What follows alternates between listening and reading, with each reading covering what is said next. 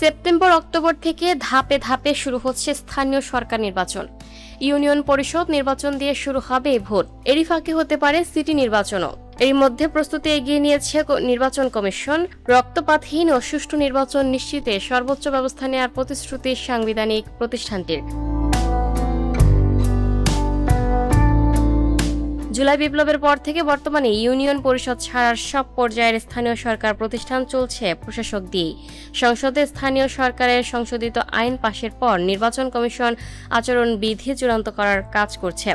সম্প্রতি চলতি বছরের সেপ্টেম্বর-অক্টোবর থেকে পর্যায়ক্রমে স্থানীয় সরকারের ভোট শুরুর বিষয়ে সংসদে ইঙ্গিত দিয়েছেন স্থানীয় সরকার মন্ত্রী মির্জা ফখরুল ইসলাম আলমগীর। সংশ্লিষ্ট মন্ত্রীর এমন বক্তব্যের পর ভোট আয়োজনে আনুষ্ঠানিক চিঠি না পেলেও নির্বাচনের প্রস্তুতি কার্যক্রমে গতি বেড়েছে ইসির। সম্প্রতি নির্বাচন কমিশন ৪,৫৮০টি ইউনিয়ন পরিষদ, ৩৩০টি পৌরসভা, নবগঠিত বগুড়া সিটি কর্পোরেশন সহ ১৩টি সিটি কর্পোরেশন, ৪৯৫টি উপজেলা পরিষদ ও ৬৪টি জেলা পরিষদের তথ্য সংগ্রহ করেছে। প্রতি ৩ মাসে ২টি ধাপের ভোট সম্পন্ন করার পরিকল্পনা নির্বাচন কমিশনের।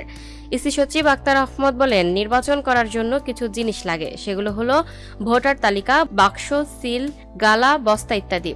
এগুলো আমাদের আছে, ভোট কেন্দ্র আমাদের আছে। আইনশৃঙ্খলা বাহিনী মোতায়েনের পরিকল্পনা হবে নির্বাচনের সঙ্গে সম্পর্কিত।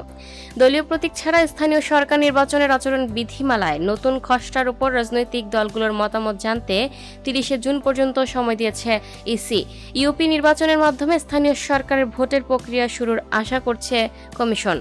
ইসি আনোয়ারুল হক সরকার বলেন, রাজনৈতিক দলের প্রতীকের উপর ভিত্তি করে কোনো প্রচারণা হবে না, কোনো ধরনের পোস্টারই আমরা না রাখার পক্ষে।